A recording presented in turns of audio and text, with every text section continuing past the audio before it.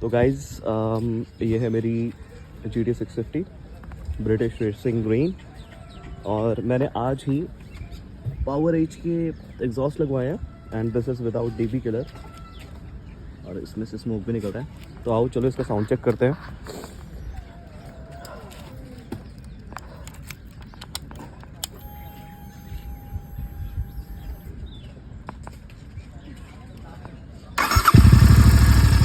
ये इसका साउंड है और ये काफ़ी ज़्यादा स्मूथ है, लाइक बाकी और जो एग्जॉस्ट है उनसे काफ़ी ज़्यादा स्मूथ साउंड है इसका।